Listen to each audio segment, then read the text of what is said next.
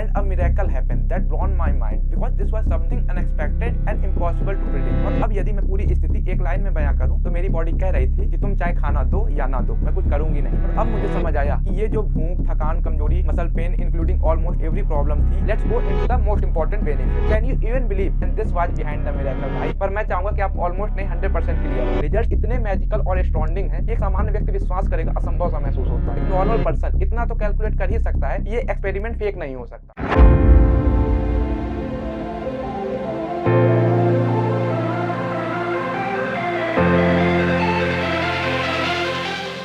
Hello success seekers, my name is Mayank and I am following 1 meal a day lifestyle since 14 July 2021. In today's video, you are going to know the tons of amazing experience, the unbelievable sign, the undeniable logic, the unexpected benefit, the simple process, the powerful purpose, the roller coaster journey, the unwavering commitment, the deadly experience, the unfiltered facts, the unbiased conclusions, and the newbie mistakes and the numerous learnings for you and for my next take 2 of the 9-day water fast जिसे मैंने नवरात्रि में किया। So let's continue. मैंने कई साल पहले prolonged water fast के बारे में जाना और फिर जब मैं 1 मील अ डे और इससे रिलेटेड इन्फॉर्मेशन और नॉलेज कलेक्ट करने लगा तो बार बार मेरे सामने प्रोलॉन्ग्ड फास्ट और इससे रिलेटेड बेनिफिट आने लगे और लगभग हर बार ऐसा लगा कि मुझे एटलीस्ट एक बार तो ट्राई करना ही चाहिए। पर बस मैं इसे प्लान नहीं कर पा रहा था क्योंकि मैं अपनी डेली रूटीन जिसमें स्पेशली वेट लिफ्टिंग के साथ कंप्रोमाइज नहीं करना चाहता था। लेकिन जब जब मुझे फीवर या स्टमक रिलेटेड कोई प्रॉब्लम्स होती तो इन प्रॉब्लम्स के चलते मैंने लगभग हर बार 72 घंटे से कम का फास्ट किया क्योंकि ना जाने कितनी ही बीमारियां, चाहे वो एक्यूट या इन्फेक्शियस हो या फिर क्रॉनिक डिसीज, जिनके बारे में तो मैं लगभग हर वीडियो में बात करता हूं, जिन्हें डिफीट करने में फास्टिंग एक स्ट्रॉन्ग सपोर्टिव रोल प्ले करता है। लेकिन जब ओमेड लाइफस्टाइल फॉलो करते हुए 2 साल से ज्यादा समय हो चुका और ना जाने कितने ही मिथ बस्ट और डाउट क्लियर होने के बाद समझ आया कि प्रोलॉन्ग फास्टिंग से होने वाले बेनिफिट कई मायनों में बहुत बहुत ज्यादा हैं उस रूटीन डिस्टर्ब से होने वाले नुकसान की तुलना में। और शायद ये मेरा एक रूटलेस बिलीव मात्र था, because indirectly we break numerous physical and mental barriers, because we have developed certain kinds of plateau in every aspect of life and we believe that we are benefiting from that. And in this video we will deeply go into this with practical examples. अंततः जब मेरे सारे doubts clear और myth bust हो गए तो अपने आप ही कॉन्फिडेंस और क्यूरियोसिटी पैदा हो गई। तो फिर मैंने नवरात्रि के 9 दिनों में इसे प्लान किया। So let's cover the before, the 9 day and the after of this roller coaster journey of water fast.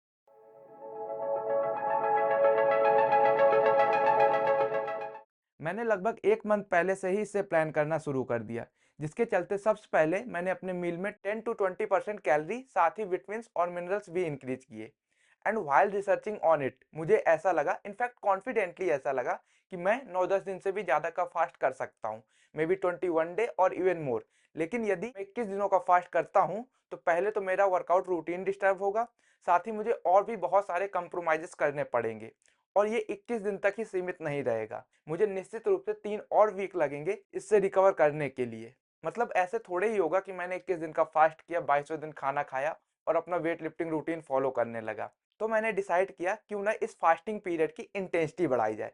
तो मैंने बहुत सारी physical movement, for example strength training, 10,000 steps per day walking, 20 minute stretching, साथ ही साथ में house hold plus job related work तो कर ही रहा था। और बात सिर्फ इन 9 दिनों की इंटेंसिटी बढ़ाने या इन्हें मुश्किल बनाने की नहीं थी। A specific type of exercise is probably the best thing a person can do in a fasting period. और जैसे जैसे ये वीडियो बढ़ेगा ये अपने आप ही क्लियर हो जाएगा why I quoted is the best. मैंने 14 नवंबर शाम 5 बजे अपना last 1 meal a day consume किया और रात 11 बजे मैंने कुछ मल्टीविटामिन्स खाए और इसी बीच मैंने अपना वेट भी चेक किया जो कि 64.55 kg था। And now let's go into the 9 और पहले ही दिन मैं अपने नॉर्मल रूटीन की धज्जियां उड़ाते हुए सुबह 7:30 बजे जगा क्योंकि मैं पिछली रात प्लानिंग करने की वजह से 2 बजे के आसपास सोया था और जल्दी से एक फोटो कैप्चर की। और जब हम फास्ट करते हैं तो स्टोमक एसिड का पीएच लेवल घटने लगता है, साथ ही कीटोन्स लेवल बढ़ने लगते हैं जो कि एसिडिक होते हैं। तो इसे काउंटर करने के लिए या केवल पीएच लेवल को बैलेंस करने के लिए मैंने 3 ग्राम बेकिंग सोडा पानी में डालकर पिया। इसमें कैलोरी जैसा कुछ नहीं होता, साथ ही ये एक अच्छा प्री वर्कआउट भी है। और इसके बाद मैं जिम गया और मेरा जिम लगभग 2 किलोमीटर दूर है और आना जाना मिलाकर लगभग 6000 स्टेप होते हैं। साथ ही वर्कआउट के दौरान जो 2 सेट के बीच का रेस्ट पीरियड होता है उसमें भी मैं वॉक करता रहता हूँ ताकि ब्लड प्रॉपरली सर्कुलेट करता रहे। तो ओवरऑल डे में मैं लगभग 10,000 से ज़्यादा स्टेप चल लेता हूँ, which is equivalent to minimum 6 kilometre. और मैंने वर्कआउट को कुछ इस प्रकार से डिजाइन किया कि मैं प्रतिदिन पावर लिफ्टिंग मूवमेंट मतलब स्क्वाट्स, डेडलिफ्ट और बेंच प्रेस के कई सारे वार्म अप सेट लगाने के बाद एक मेन सेट लगाऊंगा। और उस मेन सेट के लिए मैं वो वेट सिलेक्ट करूंगा जिसमें मैं मिनिमम 8 रैप निकाल सकूं। तो मैंने स्क्वाट्स के लिए 100 केजी, डेडलिफ्ट के लिए 120 केजी और बेंच प्रेस के लिए 60 केजी को अपने मेन सेट के लिए सिलेक्ट किया। और पहले ही दिन मैंने स्क्वाट्स में 11, डेडलिफ्ट में 8 और बेंच प्रेस में 12 रैप लगाए। और मैंने ये वेट इसलिए भी सिलेक्ट किया क्योंकि मुझे हर दिन लगभग सिमिलर वर्कआउट करना था। मतलब मैं 9वें दिन भी इन तीनों मूवमेंट्स को परफॉर्म करने वाला था ताकि मैं एक प्रॉपर स्ट्रेंथ ड्रॉप को मेजर कर सकूं बिना एक्सट्रीम रिस्क लिए हुए। I have a good knowledge of exercise, so don't think this is a wrong way to train. This workout was especially designed to break plateau and to level up threshold.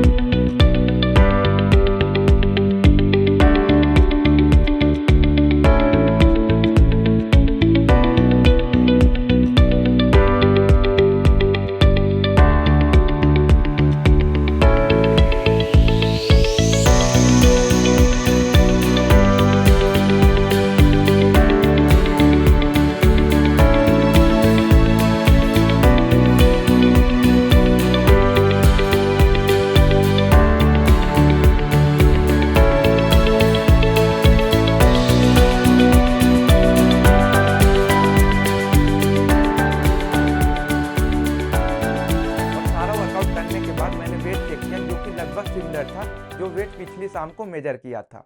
और फिर मैंने 2-3 बजे के बीच अपना blood glucose check किया जो कि 96 mg पर डीएल था और अभी तक सब कुछ नॉर्मल था। लेकिन 4 बजे के बाद हल्की हल्की भूख महसूस होने लगी क्योंकि मैं पिछले 2-3 मंथ से इसी टाइम पर अपना 1 मील अ डे कंज्यूम कर रहा था। तो according to the circadian clock body एक इंडिकेशन दे रही थी थ्रू हंगर कि भाई खाने का समय बीत गया और तुमने अभी खाना नहीं खाया। और रात 8-9 बजे तक मैं फिजिकली तो रिलैक्स करना चाहता था बट मेंटली काफ़ी एक्टिव महसूस कर रहा था। साथ ही हंगर लेवल भी आफ्टरनून के कंपैरिजन में काफ़ी कम थी।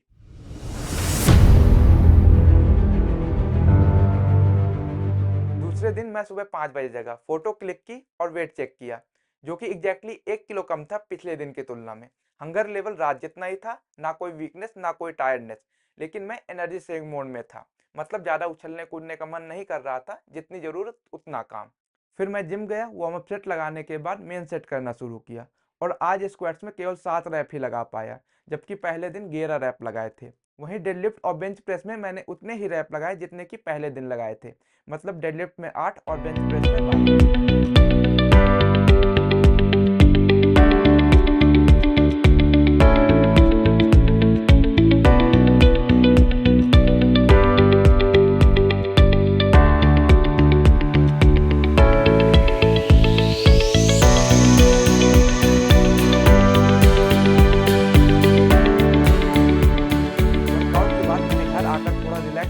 और फिर छत में जाकर स्ट्रेचिंग की जिससे थोड़ा सन एक्सपोजर भी हो सके। और एक्सरसाइज के बाद जब हम स्ट्रेचिंग करते हैं तो टायर्ड मसल रिलैक्स होती हैं, साथ ही मसल स्टिफनेस जो वर्कआउट के दौरान डेवलप हुई है कम होती है। हालांकि वर्कआउट के बाद स्ट्रेचिंग करना बहुत ज़्यादा पेनफुल होता है, साथ ही हम नॉर्मल रेंज जितना स्ट्रेच भी नहीं कर पाते। पर वर्कआउट से हुई इन्फ्लामेशन को कम करने के लिए, लैक्टिक एसिड को फ्लश आउट करने के लिए ये एक बहुत बेनिफिशियल रिचुअल है। साथ ही इससे ब्लड फ्लो भी बढ़ता है जिसके माध्यम से न्यूट्रिएंट ट्रेवल करते हैं, जिससे ओवरऑल रिकवरी इनहेंस होती है। और एक्सरसाइज की अपेक्षा स्ट्रेचिंग या फोम रोलिंग मुझे टफ भी लगती है, जिससे ये मेरे लिए मेंटल बैरियर को तोड़ने, पेन या अनकंफर्ट को टॉलरेट करने के थ्रेशोल्ड को बढ़ाने का एक अच्छा तरीका बन जाता है। इस स्ट्रेचिंग रूटीन में मैंने 20 से 22 पोजीशन सेलेक्ट की हैं जिसमें ओवरऑल बॉडी कवर हो जाती है, जिसमें मैं प्रत्येक पोज को 30 से 60 सेकेंड होल्ड करता हूँ। और फिर स्ट्रेचिंग करने के थोड़ी देर बाद मैं जॉब पे गया। दोपहर में मैंने फिर से ब्लड ग्लूकोज चेक किया जो कि ड्रॉप हो चुका था 96 mg पर डीएल से 72 mg पर डीएल तक। रात 8 बजे तक हंगर लेवल थोड़ा सा बढ़ा था, लेकिन ना कोई खास थकान थी ना वीकनेस। हाँ, लेकिन बॉडी एनर्जी सेविंग मोड में जरूर थी। लेकिन रात 8 बजते बजते मुझे बहुत ज़्यादा भूख लगने लगी। At this phase my senses were extremely in search for food. मैं ब्रश करता तो मुझे लगता मैं टूथपेस्ट खा लूँ, आसपास कहीं खाना पक रहा होता वो भी मुझे काफ़ी इंटेंसिवली स्मेल होने लगा। लेकिन कमजोरी जैसा कुछ नहीं था। हालांकि थकान जरूर महसूस हो रही थी, शायद वर्कआउट और ओवरऑल एक्टिविटी की वजह से थी। और फिर 11:15 के आसपास मैं सोने चला गया।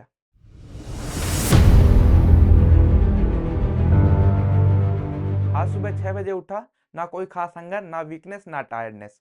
फोटो कैप्चर की, वेट चेक किया, जो कि 62.9 kg तक ड्रॉप हो चुका था। जिम गया, वार्म अप सेट लगाने के बाद मेन सेट करना शुरू किया। और आज स्क्वाट्स में एक और रैप कम निकला, मतलब 7 की बजाय 6। सिमिलरली डेडलिफ्ट में भी एक रैप कम आया, 8 की बजाय 7। जबकि बेंच प्रेस में कोई कमी नहीं आई। पहले, दूसरे और तीसरे प्रत्येक दिन 12 रैप ही आए।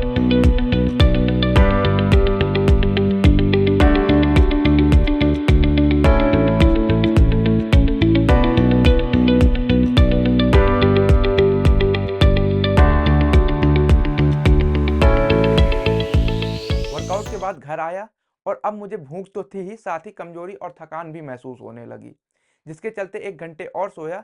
उसके बाद स्ट्रेचिंग की और फिर 11 बजे जॉब पे गया। हाँ, पहले से मैंने ये सोच रखा था कि मैं ये सब कुछ वीडियो के लिए या वीडियो के हिसाब से कर रहा हूँ। नहीं तो मैं ऑलरेडी 2 साल से ज़्यादा से one meal a day lifestyle follow कर रहा हूँ। मुझे कोई खास आवश्यकता नहीं है, और फिर भी यदि मुझे प्रोलॉन्ग फास्ट करना ही था तो मैं जॉब जैसी एक्टिविटी से ऑफ भी ले सकता था। But I really don't want कि मैं अपने ओवरऑल रूटीन के साथ कंप्रोमाइज करके एक इनडायरेक्ट मैसेज ये भी पास करूं कि आपको प्रोलॉन्ग फास्ट करने के लिए अपनी डे टू डे रूटीन खराब करनी ही होगी। इसलिए मैंने डे टू डे रूटीन में ज़्यादा चेंजेस नहीं किए। उस पूरे दिन भूख से बुरा हाल रहा, जिसे कम करने के लिए मैंने कई बार थोड़ा थोड़ा गर्म पानी, जिसमें 1-2 बार मैंने हिमालयन पिंक सॉल्ट भी डाला, और 2 बजे के बाद ब्लड ग्लूकोज चेक किया, जो कि 68 mg/dl तक ड्रॉप हो चुका था। और पूरे दिन मेरा लगभग यही हाल रहा। डे 3 में स्लीप और स्टेप्स को मॉनिटर करने के लिए मैं एक स्मार्ट वॉच यूज करने लगा, जिसके अकॉर्डिंग मैं पूरे दिन में 11,488 कदम चला।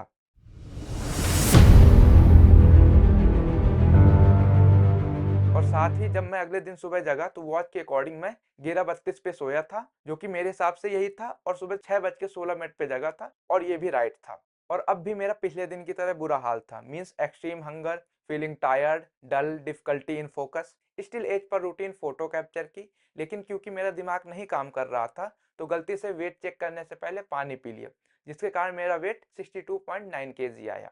किसी तरह जिम गया, वार्म सेट लगाने के बाद स्क्वाट्स करना शुरू किया। मुझे स्क्वाट से पहले लग रहा था कि मैं आज 3-4 रैप से ज़्यादा नहीं लगा पाऊंगा, लेकिन जैसे ही मैं मेन वर्किंग सेट करने लगा, मेरी सारी भूख, थकान, कमजोरी, डिजीनेस सब गायब हो गए। और मैंने पिछले दिन जितने ही रैप निकाले, मतलब स्क्वाट्स में 6, डेडलिफ्ट में 7 और बेंच प्रेस में 12।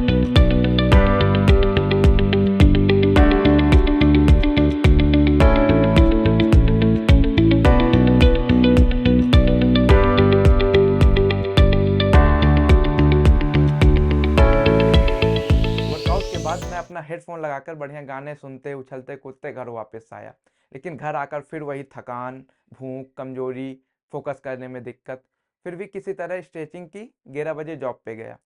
दोपहर 2 बजे ब्लड ग्लूकोज लेवल चेक किया, जो 62 mg/dl तक ड्रॉप हो चुका था। शाम 6 बजे तक हंगर लेवल घटता बढ़ता रहा। 6 बजे के बाद हंगर लेवल थोड़ा कम हुआ, and I was feeling not too bad. और अब फिजिकल लेवल पर तो सब कुछ सही था, बट मैं मेंटली फोकस नहीं कर पा रहा था। फिर भी किसी तरह 10:30 बजे तक लैपटॉप पे काम किया और उसके बाद सोने चला गया। और आज मैं 11,664 कदम चला।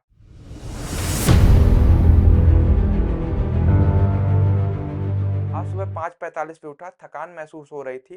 पहली बार थोड़ा और सोने का मन कर रहा था। Keeping aside all this feeling, मुंह धोया, फोटो कैप्चर की, वेट चेक किया, जो कि 62.1 kg तक ड्रॉप हो चुका था। फिर जिम गया, वार्म अप सेट लगाने के बाद मेन सेट करना शुरू किया, and a miracle happened that blown my mind, because this was something unexpected and impossible to predict. क्योंकि आज भी सारी एक्सरसाइजेज में मैंने उतने ही रैप लगाए जितने कि तीसरे और चौथे दिन लगाए थे, मतलब स्क्वाट्स में 6, डेडलिफ्ट में 7 और बेंच प्रेस में 12।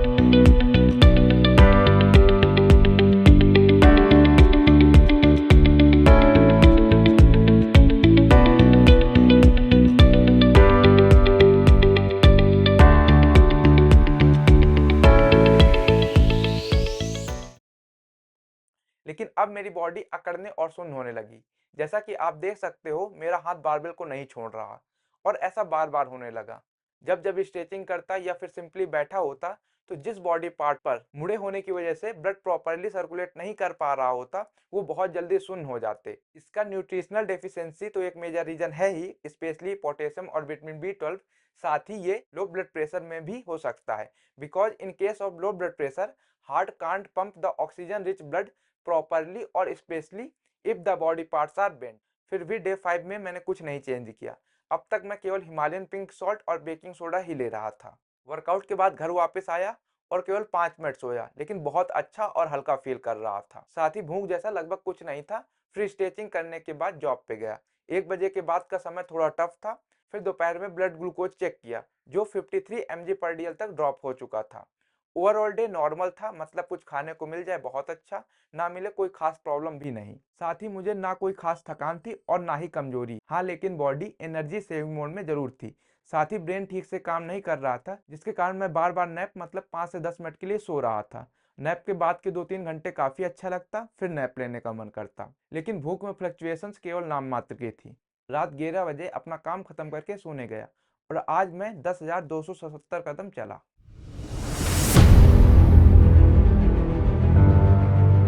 सुबह 7:15 के आसपास उठा, फोटो कैप्चर की, वेट चेक किया जो कि 61.4 kg तक ड्रॉप हो चुका था। जिम गया, वार्म अप सेट लगाने के बाद मेन सेट करना शुरू किया और आज भी स्क्वाट्स में पिछले दिन की तरह 6 रैप ही निकाले, लेकिन डेडलिफ्ट में पिछले दिन की तुलना में 1 रैप कम आया, मतलब 7 की बजाय 6।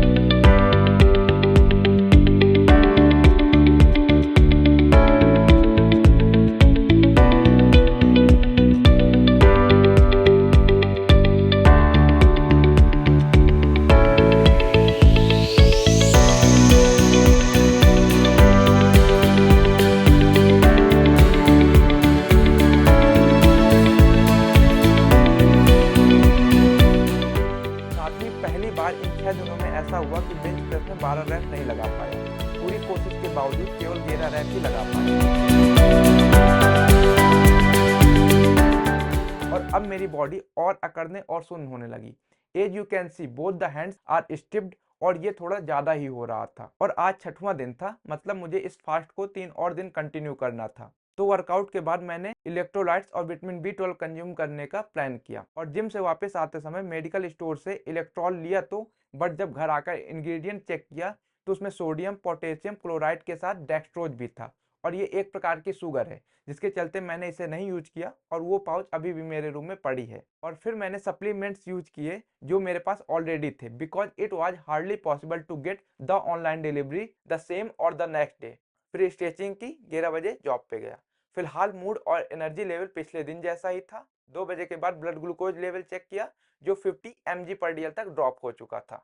रात में सिमिलर टाइम पर मैं सो गया और आज मैं 10,044 स्टेप चला।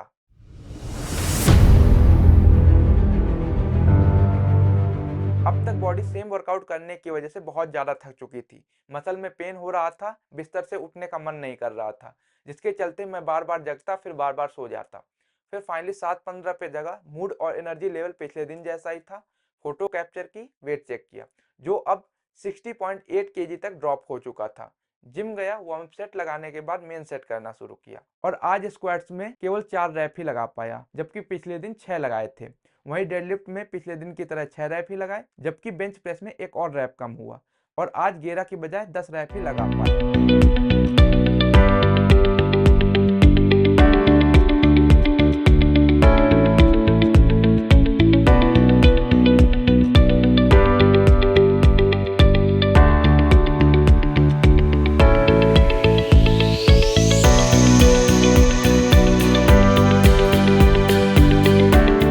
घर आकर स्ट्रेचिंग की और अब यदि मैं पूरी स्थिति एक लाइन में बयां करूं तो मेरी बॉडी कह रही थी कि तुम चाहे खाना दो या ना दो, मैं कुछ करूंगी नहीं। फिर भी मैं जॉब पे गया, अपने आप को पुश करते हुए कहा कोई बात नहीं, ब्लड ग्लूकोज चेक करने के बाद कॉफी पी लेंगे। और आज ब्लड ग्लूकोज लेवल में एक सीवियर ड्रॉप आया and the horrible number was 42 mg/dl, the lowest recorded blood sugar level during these 9 days of fasting period. फिर इसके बाद मैंने कीटोन्स लेवल चेक किया, जिसके बाद मैं रिलैक्स हो गया because the level were quite high. और उसके बाद मैंने कॉफ़ी पी और फिर उस पूरे दिन सब कुछ लगभग ठीक ठाक रहा। वैसे तो मैं कॉफ़ी को एक बहुत अच्छा वीडियो डेडिकेट करूंगा, लेकिन फास्टिंग के नज़रिए से देखा जाए तो ये उन कुछ गिनी चुनी चीज़ों में है जिसका फास्टिंग पर कोई असर नहीं होता और ओवरऑल ये फास्टिंग को सपोर्ट भी करती है। For example, coffee stored fat को मेटाबोलाइज कर देती है, जिससे बॉडी इस फास्टिंग स्टेट में और स्मूथली रन कर पाती है। और आज का सारा काम खत्म करके मैं सेम टाइम पर सो गया।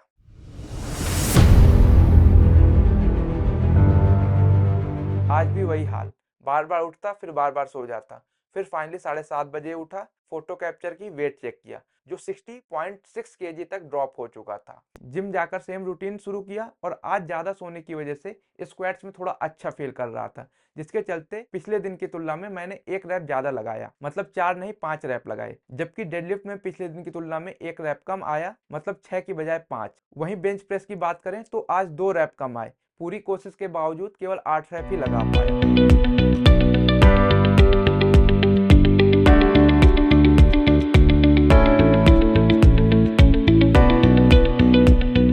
लेकिन आज मैंने एक नई चीज की, जिम में ही स्ट्रेचिंग की और स्ट्रेचिंग के बाद 10 मिनट कोल्ड शावर भी लिया, जिसके बाद मैं बहुत ज्यादा रिलैक्स्ड महसूस कर रहा था। और ये वही फिजिकल और मेंटल स्टेट थी जिसे मैं बहुत ज्यादा पसंद करता हूँ जब मुझे डीप वर्क के लिए हाई फोकस्ड स्टेट की आवश्यकता होती है। और इस पॉइंट पर मुझे समझ आया, जो कि मैंने रिसर्च करते समय कैलकुलेट किया था, कि बॉडी 18 से 24 घंटे के अंदर अंदर ग्लाइकोजेनोलिसिस से ग्लूकोनियोजेनेसिस में शिफ्ट कर लेगी। ग्लाइकोजेनोलिसिस वो कंडीशन है जिसमें most of the energy are coming from glycogen, the stored form of glucose. वहीं ग्लूकोनियोजेनेसिस का मतलब है जब most of the energy are coming from the conversion of non carbohydrate base, means the fats और proteins to glucose. और मैं 2 साल से ज्यादा से high fat low carb diet plus 1 meal a day consume कर रहा हूँ, जिसके कारण मेरी बॉडी 3-4 दिन के अंदर अंदर ही ग्लूकोनियोजेनेसिस से कीटोसिस, नॉट कीटो एसिडोसिस में शिफ्ट कर लेगी। और कीटोसिस वो कंडीशन है जब most of the fuel are coming from ketones, the by product of fat burning. और फिर जब मैं कीटोसिस स्टेट में हूँ तो एनर्जी फ्लक्चुएशंस बहुत कम हो जाएंगी। इसे दूसरे तरीके से कहा जाए तो 3-4 दिन के बाद मेरी मुश्किलें थोड़ा कम होने लगेंगी, स्पेशली उस कंडीशन में जिसमें मेरी बॉडी में इनफ स्टोर्ड फैट हो। जबकि ऐसा नहीं हुआ और अब मुझे समझ आया कि ये जो भूख, थकान, कमजोरी, muscle pain including almost every problem थी जो मैं अब तक महसूस कर रहा था, वो वर्कआउट की वजह से और स्पेशली सेम वर्कआउट करने की वजह से थी। तो इसका मतलब ये नहीं कि मुझे वर्कआउट नहीं करना चाहिए था, बात सिर्फ इतनी है कि बहुत ही प्रिसाइजली, लॉजिकली और साइंटिफिकली वर्कआउट को डिजाइन करने के बावजूद मैं कर तो पहली बार ही रहा था। And now this is the right moment कि हम जाने कि सब कुछ तो ठीक है, लेकिन एक्सरसाइज क्यों? हम वैसे ही खाना नहीं खा रहे, जो भी हमारे पास स्टोर्ड एनर्जी है उसे एक्सरसाइज में क्यों वेस्ट करें? तो मैं कहूँगा कि ये इन्वेस्ट है और मेरे हिसाब से तो ये बेस्ट पॉसिबल यूज है। और भी बहुत सारे फास्टिंग एक्सपर्ट हैं and I okay with their fasting program, but for me it is impossible to design any fasting program without exercise. Exercise may be specific, but there will definitely be exercise. I am saying it and I mean it. Because जो benefit हमें prolong fasting से होते हैं, for example it promotes insulin sensitivity, increases autophagy, supports healthy gene expression, improves metabolism, kills cancer cells, eliminates toxins, enhances recycling, reduces inflammation, boosts skin health, raises testosterone level, etc. But for me, above all these benefits, I want to reset myself by breaking plateau. और ये सारे benefit जो हमें prolong fasting से होते हैं, जिनको अगले वीडियो द बेनिफिट में डिटेल में बात करने वाले हैं, कई गुना इंक्रीज या फास्ट हो जाते हैं जब हम इस पीरियड में एक्सरसाइज ऐड कर देते हैं। But for now, by reserving all this topic for the next video, let's go into the most important benefit. जब एक बार ग्लाइकोजन स्टोर डिप्लीट हो जाते हैं तो बॉडी किस नॉन कार्बोहाइड्रेट फ्यूल सोर्स को यूज करे, उसके पास फ्रीडम है, चाहे वो मसल मास को ब्रेक डाउन करे या स्टोर्ड फैट को। पर यदि बॉडी 4 ग्राम मसल मास को ब्रेक डाउन करती है जिसका 75% के आसपास वाटर है, तो इस स्थिति में 3 ग्राम वाटर है 1 ग्राम प्रोटीन के साथ, और 1 ग्राम प्रोटीन में होती है 4 कैलोरी। मतलब यदि बॉडी 4 ग्राम मसल को ब्रेक डाउन करती है तो उसे केवल 4 कैलोरी ही मिलेगी, जबकि 1 ग्राम स्टोर्ड फैट जिसमें लगभग 7 कैलोरी होती है, which is 7 time dense form of energy than muscle mass. तो जो मसल के थाउजेंड्स ऑफ इंपॉर्टेंट यूज है एक बॉडी के लिए, उसे साइड में भी रख दें तो मात्र एनर्जी प्रोस्पेक्टिव से मसल को यूज करना इम्प्रैक्टिकल है। बिकॉज फॉर एग्जाम्पल मेरी डेली रिक्वायरमेंट 2000 कैलोरी है और यदि ये सारी कैलोरी मसल से आती तो इन 9 दिनों में मेरा 18 किलो वेट कम हो जाता। जबकि यदि मेरे लास्ट के 3 दिनों 7वें 8वें और 9वें दिन को नोटिस करें तो इन 48 घंटों के समय अंतराल में मेरा 600 ग्राम वेट ही कम हुआ। और ये तभी संभव है जब maximum amount of calorie stored fat से आ रही हो, क्योंकि 600 ग्राम फैट इनफ है 48 घंटों की रिक्वायरमेंट 4000 कैलोरी को पूरा करने के लिए। मैं यहाँ पे ये नहीं कह रहा कि 100% calorie were coming from stored fat, but more than 95% of course. और ये fat to muscle loss ratio इतना हाई सिर्फ और सिर्फ एक्सरसाइज के कारण संभव हुआ। Let's go a bit deeper. Human growth hormone is the hormone associated with muscle protection, growth and recovery. And there is no doubt human growth hormone fasting से भी रिलीज होता है, बट कुछ दिनों के फास्टिंग के बाद प्लेटो हिट होता है and now there is no more growth in the level of human growth hormone. और अब इस बढ़ी हुई ह्यूमन ग्रोथ हार्मोन की रिक्वायरमेंट को पूरा करने के लिए हमारे पास केवल एकमात्र नेचुरल सोल्यूशन है, एक्सरसाइज। और जितनी हाई इंटेंसिटी की एक्सरसाइज होगी उतना ही high amount of human growth hormone release होगा। It doesn't mean that I trained at highest possible intensity on day 7th, 8th or 9th. It could be dangerous, and this forced me to design a specified exercise routine for this fasting period that I was following. Of course, it needs some improvement which I'll work on the next time. और अब कुछ महापुरुष बोलेंगे कि जब हम exercise करते हैं तो मसल का ब्रेक डाउन होता है, तो मैं कहूँगा बिल्कुल सही है। तो वो बोलेंगे कि फिर ये मसल वेस्ट हो गई, तो मैं कहूँगा कि बॉडी तुम्हारी तरह बेवकूफ़ नहीं है, क्योंकि जब हम फास्ट करते हैं तो ऑटोफिजिक कंडीशन एक्टिवेट होती है, और जब हम एक्सरसाइज करते हैं तो यही ऑटोफिजिक कंडीशन और डीप हो जाती है। और ऑटोफिजी सेलुलर लेवल पर रिसाइकलिंग को प्रमोट करती है, जिसके अंतर्गत 98 to 99% मसल रिसाइकिल किया जा सकता है। तो हमने ह्यूमन ग्रोथ हार्मोन के थ्रू मसल को प्रोटेक्ट और ग्रोथ तो किया ही, साथ ही ऑटोफिजी के थ्रू जो भी ब्रेक डाउन हुआ उसे रिसाइकिल भी कर लिया। और हे महापुरुष, आप इसे डिटेल में जानने के लिए ये 2 वीडियो देख सकते हो। और यदि तुम्हें रियल लाइफ एग्जांपल ही चाहिए, then a person called David Blaine, जिन्होंने अपने आप को कांच के बॉक्स में बंद कर लिया और 44 दिनों तक कुछ नहीं खाया, जिसके चलते उन्होंने फैट तो लूज किया ही, साथ ही मसल मास भी लूज या वेस्ट किया। और उन्होंने इन 44 दिनों में 25 किलो वेट लूज किया, जिसमें 10.5 केजी मसल मास था और केवल 6.5 केजी स्टोर्ड फैट। और यदि हे महापुरुष तुम ध्यान से देखो तो मैंने इन 9 दिनों में केवल 4.4 केजी वेट ही लूज किया। मतलब यदि हम इसका पर डे का एवरेज निकालें तो मिस्टर ब्लेंस ने 560 ग्राम पर डे वेट लूज किया और मैंने 480 ग्राम। कैन यू इवन बिलीव कि उन्होंने पूरे दिन कुछ नहीं किया, लेटे या बैठे रहे, फिर भी उन्होंने 560 ग्राम पर डे वेट लूज किया। वहीं मैंने 1 घंटे strength training, 10,000 steps per day walking, 20 minute stretching और ना जाने कितना house hold plus job related work करने के बाद केवल 480 ग्राम वेट ही लूज किया, उनसे प्रतिदिन 80 ग्राम कम। इसका ये मतलब मत निकालिएगा कि मैंने उनसे कम एनर्जी यूज की, ना ना ना, मैंने उनसे ज्यादा, इनफैक्ट बहुत ज्यादा एनर्जी यूज की। But most of the energy were coming from stored fat, which is 7 times dense form of energy than muscle mass and glycogen too, and this was behind the miracle। भाई, मैं उनके जितना hi tech equipment तो नहीं use कर पाया, पर मेरे पास एक वाईफाई स्केल है जिसकी एक्यूरेसी शायद उस लेवल की ना हो, पर इसे देखकर यह तो कैलकुलेट किया जा सकता है कि ये किस तरफ इंडिकेट कर रही है। इस मशीन के अकॉर्डिंग पहले दिन का वेट जो कि 64.55 केजी था, जिसमें फैट फ्री बॉडी 55 केजी थी, मींस 9.45 केजी फैट। वहीं यदि हम लास्ट दिन की बात करें तो 60.2 केजी बॉडी वेट का 52.8 केजी फैट फ्री बॉडी थी, मतलब 7.4 केजी फैट था। जिसका मतलब है इन 9 दिनों में 2 किलो से ज्यादा स्टोर्ड फैट बर्न किया, मतलब उनके 20% टाइम में 30% फैट लूज किया।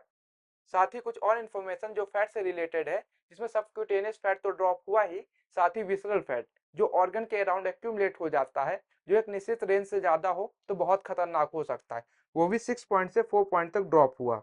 वहीं यदि मसल से रिलेटेड इन्फॉर्मेशन पर फोकस करें तो पहले दिन स्केलेटल मसल का वेट 64.55 केजी का 55% था, मतलब 35.5 केजी। वहीं यदि अंतिम दिन की बात करें तो 60.2 केजी बॉडी वेट का 56.7%, मतलब 34.13 केजी। इस नंबर के आधार पर मैंने केवल 1.37 KG skeletal muscle mass loose किया।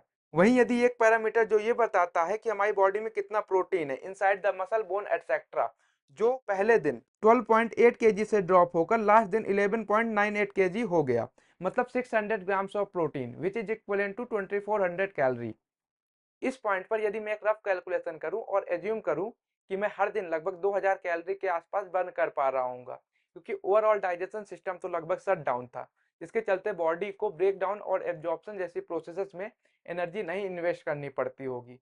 और साथ ही इस पीरियड में मेरी body ultra energy saving mode में थी, जिसके चलते ज़्यादा उछलना कूदना तो दूर, मैं लास्ट के 3 दिनों में ठीक से बात भी नहीं कर पा रहा था, जिसके चलते 80% तक मेरा बोलना इत्यादि कम हो गया था। So we can estimate that approximately 2000 calorie may B the amount of calorie. तो मैंने इन 9 दिनों में 18,000 कैलोरी के आसपास बर्न की, जिसमें फैट से 13,600, प्रोटीन से 2400, बाकी बची हुई 2,000 calorie non muscular fat free tissue से आई होगी। And now if I roughly compare my data with Mr. Blaine's, so there is a huge gap। और इतना ही गैप हम तब भी पाते हैं जब हम दोनों की एक दिन पहले से एक दिन लास्ट की फिजिक कंपेयर करते हैं। I tried but could not find the first day image of Mr. Blaine's, but there is a image that can make this comparison possible। You can see the difference in physique in both the picture। और यदि हम last दिन की picture पर ध्यान दें तो mister blends काफी वीक दिख रहे हैं, साथ ही मसल मास भी काफी कम है। वहीं यदि मेरी पहले दिन की फिजिक और लास्ट दिन की फिजिक को कंपेयर करें, ऑफ कोर्स उनका फास्ट 44 डे का था और मेरा 9 दिनों का, पर एटलीस्ट एस्टिमेट तो कर ही सकते हैं। तो जैसा कि हम देख रहे हैं कि पहले दिन की तुलना में मेरी लास्ट दिन की बॉडी कहीं ज़्यादा शार्प दिख रही है। इसका मतलब यह है कि फैट ज़्यादा ड्रॉप हुआ है, जिसके चलते मसल और अदर ऑर्गन उभर आए हैं। और शायद इसीलिए जितने भी रिलीजियस फास्ट हैं, चाहे वो हिंदू धर्म में नवरात्रि, शिवरात्रि एटसेट्रा हो, या इस्लाम धर्म में रमजान, उसमें उन दिनों कोई ना कोई एक्टिविटी रिलेटेड रिचुअल होता ही है। फॉर एग्जाम्पल मंदिर या मस्जिद जाना, जो अक्सर घर से काफी दूर होते हैं, सुबह जगना, किसी खास पेड़ जगह नदी में जाकर कई सारे रिचुअल्स करना, और लगभग प्रत्येक रिचुअल में कोई ना कोई एक्टिविटी होती ही है। और वो इसीलिए है कि जितना आप मूव करोगे उतना ही वो व्रत या फास्ट लाभप्रद होगा। अभी तक आप साइंटिफिक रिसर्च, प्रैक्टिकल रिजल्ट और रिलीजियस एंगल के माध्यम से ऑलमोस्ट क्लियर हो चुके होंगे, पर मैं चाहूंगा कि आप ऑलमोस्ट नहीं 100% क्लियर हो। तो इसके लिए मेरे पास एक और पर्सपेक्टिव है, जो कि मेरा फेवरेट है, एवोल्यूशनरी पर्सपेक्टिव।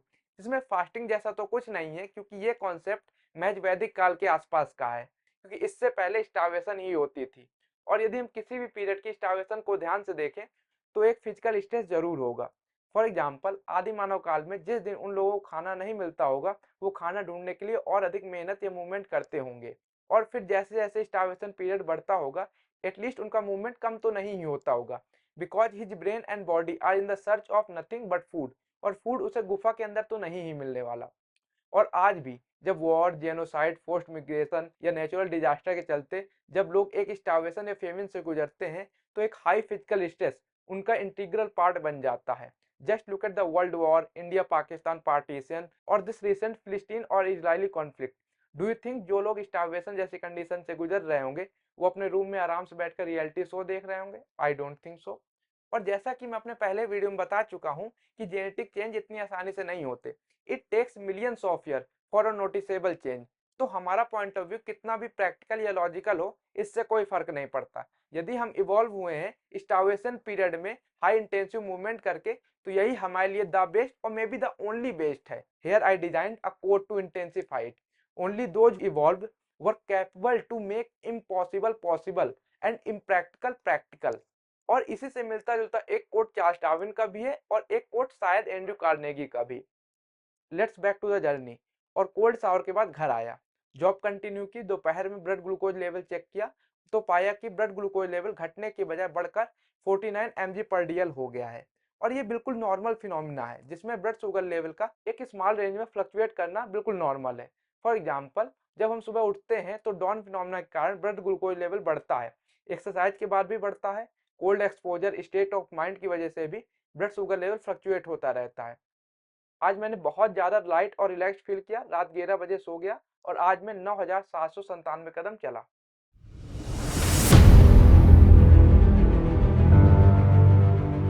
डे 3 और आज, इन 9 दिनों में वो दिन थे जब मैं बहुत गहरी नींद सोया। सुबह 6 बजे जगा, बहुत ज़्यादा रिलैक्स फील कर रहा था, साथ ही अपने आप को कोस भी रहा था कि मैंने पहले दिन से ही 10 लाइट कोल्ड शावर क्यों नहीं लिया। फोटो कैप्चर की, वेट चेक किया जो 60.2 kg था, और अब तक मैंने 4.4 kg वेट लूज किया। जिम गया, पहली बार 40 मिनट ट्रेडमिल में वॉक की, सोचा कि आज पूरे दिन में 20,000 स्टेप चलूंगा। तो इन 9 दिनों के पीरियड में 1 लाख स्टेप मतलब मिनिमम 60 से 70 किलोमीटर हो जाएगा। ट्रेडमिल में वॉक करने के बाद वार्म सेट लगाया, फिर मेन सेट करना शुरू किया, और आज स्क्वाट्स में 4 रैप आए, जो कि पिछले दिन किए गए 5 रैप की तुलना में 1 रैप कम था, और पहले दिन किए गए 11 रैप की तुलना में 7 रैप कम था। पर डेडलिफ्ट में इतना ज़्यादा डिक्लाइन नहीं आया, क्योंकि पहले दिन मैंने 8 रैप लगाए थे, पिछले दिन 5 रैप लगाए थे और आज भी 5 रैप लगाए। और कुछ इसी प्रकार का डिक्लाइन बेंच प्रेस में भी रहा, क्योंकि पहले दिन मैंने 12 रैप लगाए थे, पिछले दिन 8 और आज भी 8 रैप लगाए। और अब मैं उस फीलिंग से एडिक्ट हो चुका था, तो मैंने फिर से जिम में ही स्ट्रेचिंग की और स्ट्रेचिंग के बाद शावर लिया। जैसा कि उम्मीद थी, पूरा दिन अच्छा गया। जब दोपहर में ब्लड ग्लूकोज लेवल चेक किया तो वो थोड़ा और बढ़कर 52 mg पर डीएल हो गया और कीटोन्स लेवल भी काफ़ी हाई थे। यदि किसी को मेडिकल फील्ड के बारे में थोड़ा भी पता हो तो उसे ये भी पता होगा कि यदि आपने एक छोटा सा मील भी खाया तो 2-3 दिन तक ब्लड ग्लूकोज लेवल 55 mg पर डीएल से नीचे आ जाए और कीटोन्स लेवल इतने हाई हों और आप एक हेल्दी पर्सन हो, ये बहुत रेयर, इनफैक्ट बहुत ज़्यादा रेयर है। और यदि हम 7वें दिन रिकॉर्डेड ब्लड ग्लूकोज लेवल की बात करें तो वो 42 mg पर डीएल था। और इस नंबर पर आप हेल्दी हो और एक छोटा सा मील भी खाकर पहुंच जाओ, इम्पॉसिबल। मैं जिस हद तक ट्रांसपेरेंसी रख सकता था संभवतः पूरी कोशिश की, पर मेरे अकेले होने की वजह से खुद ही सारा कुछ रिकॉर्ड करना पड़ता था। जॉब या किसी भी एक्टिविटी को मैंने ज्यों का त्यों रखा था, बहुत सारी चीजें और भी करना चाहता था, नहीं कर पाया। और साथ ही मैं पहली बार तो कर रहा था, गलतियां तो फिर नॉर्मल सी बात है। और फिर ना जाने कितने फिजियोलॉजिकल साइकोलॉजिकल चेंजेस हो रहे थे, मूड हो या मसल पेन, जिसका सीधा इम्पैक्ट रूटीन पर हो रहा था। रिजल्ट्स इतने मैजिकल और एस्टॉन्डिंग हैं कि एक सामान्य व्यक्ति विश्वास करेगा असंभव सा महसूस होता है। फिर भी body weight, blood glucose level, ketones level और बॉडी शेप में हुए फ्लक्चुएशंस को देखकर एक नॉर्मल पर्सन इतना तो कैलकुलेट कर ही सकता है कि ये एक्सपेरिमेंट फेक नहीं हो सकता। आज पूरे दिन मैंने पिछले दिन जैसा ही महसूस किया। रात 8-9 बजे मैं मार्केट गया, वहां से कुछ सब्जियां और सोया चंक्स लाया। 11:30 बजे बनाना शुरू किया और एक्साइटमेंट के चलते वॉच में किए गए स्टेप्स जो कि 20,000 प्लस थे को कैप्चर करना भूल गया। इन 9 दिनों में मैं बहुत कुछ मेजर कर रहा था। सबसे पहले यदि पानी की बात करें तो अप्रोक्सीमेटली 35 लीटर पानी पिया, जिसमें सेकेंड डे सबसे ज़्यादा 4.8 लीटर।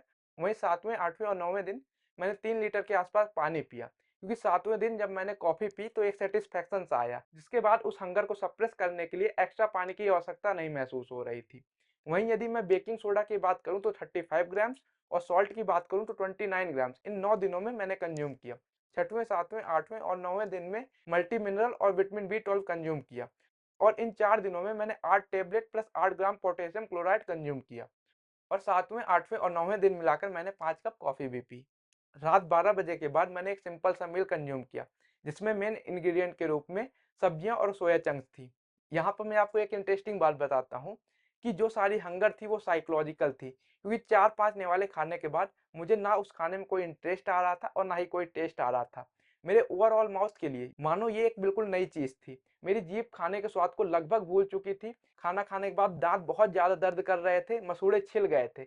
अगले 3-4 दिनों तक मैंने दिन में कई बार छोटे-छोटे मील कंज्यूम किए और इस तरह का पेनफुल और टेस्टलेस एक्सपीरियंस मुझे लगभग हर बार हुआ।